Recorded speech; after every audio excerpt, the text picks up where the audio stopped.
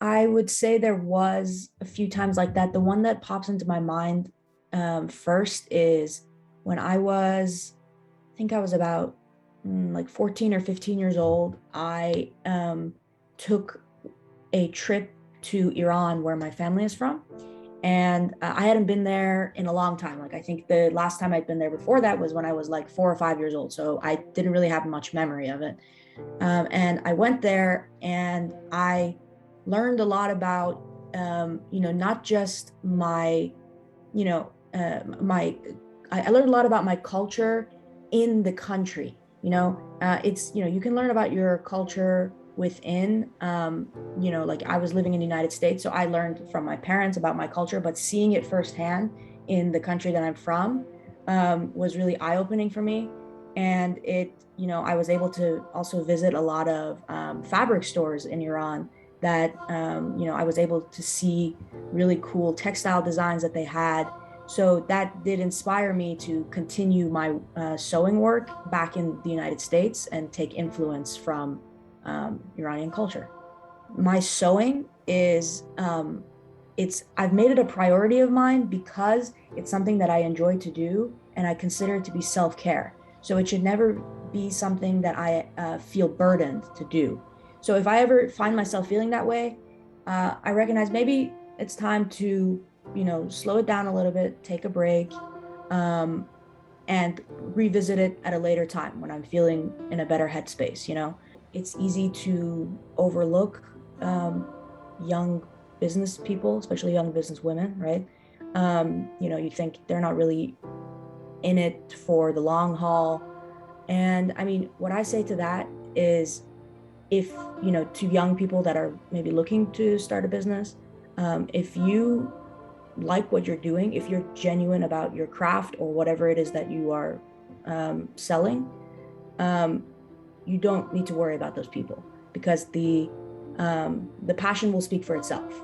People will see that you are really into what you're doing, and they will want to support passionate people. I know this firsthand. So big positive things about COVID on my shop and just, I mean, my life in general, because sewing is my life, I guess you could say. I had a lot more free time on my hands to practice my craft, right? I, would finish the tasks I need to get done. And then, I couldn't go anywhere. I couldn't see anybody. So why not make something cool, right? That was obviously very nice. There were a lot of people who felt like, well, this is time off from school or work. I need to be doing something that I can put on my resume. There can't be a year and a half gap on my resume. That's just unacceptable. And, I fell into that for a little bit, for sure. What am I doing with this lockdown time, right? But I quickly realized this is lockdown for a global pandemic. Things like this don't happen very regularly. The last one we had to even something similar to the proportion of this was 100 years ago, right? People don't normally live through a pandemic. Um, so if you are feeling overworked, overburdened, stressed about your life in during the pandemic, or transitioning back to semi-regular life, um, you know I feel like my advice would be to remember that this is not a normal time and it's not normal to be living like this. So if you didn't accomplish, if you didn't find the cure to cancer, if you didn't accomplish the big thing that you had set for yourself, it really is, it's okay. I promise you it's okay, because I bet you there are lots of other people who are feeling the same way. And, you know, um, it's much better to keep your mental health in check if you were able to, get through this pandemic. That is already enough. Great job. I would say that these little things that you're concerning yourself with that, keep you up at night, whatever they were, are just that. Like, I mean, right now I'm thinking of all the things that used to bring me stress. I can't even remember what they were. So I would let my younger self know these things that you're, just like burdening yourself over won't matter in a little bit. So try to remember that and try to, um, take things a little less seriously and just go with the flow. Things will work out the way they're supposed to work out, and they, spoiler alert, they turn out great.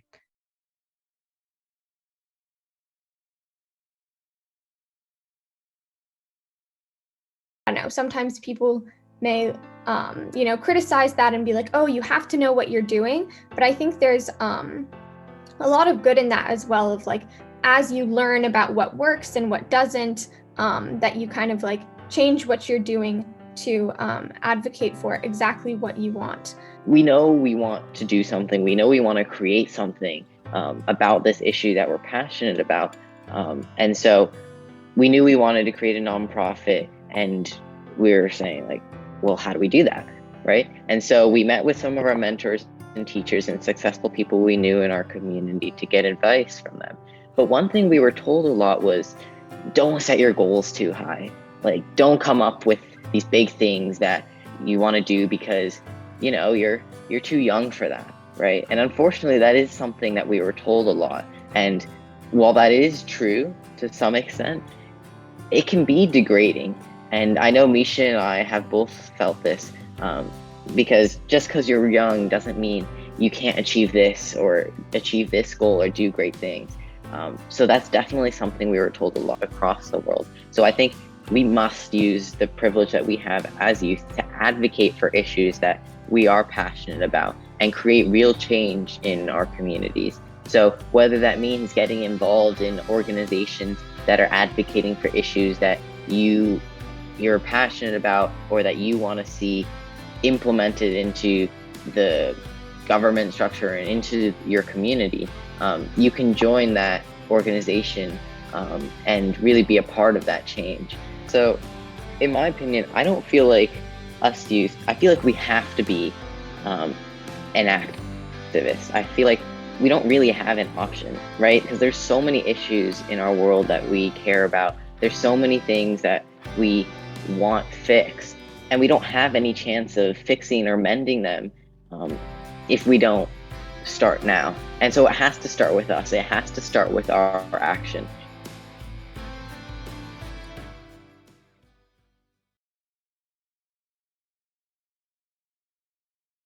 I think I saw it as often when I was like 12, 13. I'm 19 now.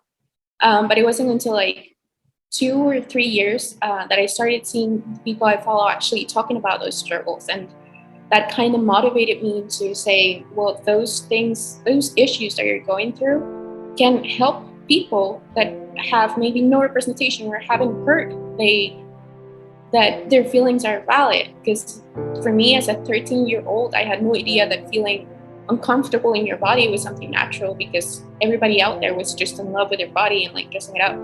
So I felt like the purpose of those kind of like struggles was for me to talk about them and hope that at least one person felt a little bit more seen or heard by them. And that's what kind of like inspired me to, more than vulnerability, see it as a strength and something that I can contribute to for society in general. I think it was Thursday, I was seeing a YouTuber I follow also talk about this. I think God works in the most strange times. Like everything around you is just kind of like pressing and crumbling, and you hear like a soft voice that tells you you should try this, and you're like, can I really handle it? Healing isn't a straight process. It is not a straight line where you start here and you end up here. It has so many ups and downs, and with that comes frustration and it comes desperation, because you just want to get over things. And I get that you want to be happy, but you can also find happiness when you're really sad, and you can also find hope when you're sad. And I think that that's the hardest parts of your life is when God is closest to you. So like for me, I've been battling grief for almost 2 years, and I'm definitely better than I was day one. But that doesn't mean, I'm sorry, that some days I don't wake up and I just want to cry my eyes out. And that is okay, because everything is a process, but it's not a straight line process. And not only God, but people in your life are going to be there to take your hand and show you that everything in life is just transitory. And so you're going to have great days, you're going to have bad days. Be patient with yourself, be kind to yourself. And what you see in social media is just kind of like an embellished, photoshopped version of emotions in life. And that person that you want to be so badly, would you change everything around you if you knew their entire circumstance? Like their relationship with their brother, their relationship with their father. Like you want their body or you want their career, but like what about everything else? Would you trade yourself with that person if you knew everything?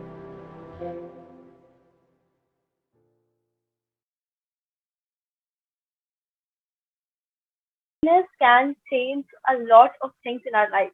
For example, if I am not connected, then I will have a lot of problems that people might not understand. For example, if I'm going through a mental illness and I don't share about it, it's only gonna get worse. And if I'm lonely, it will lead to a mental illness because I'm not sharing what is going about my feelings and what is going inside me.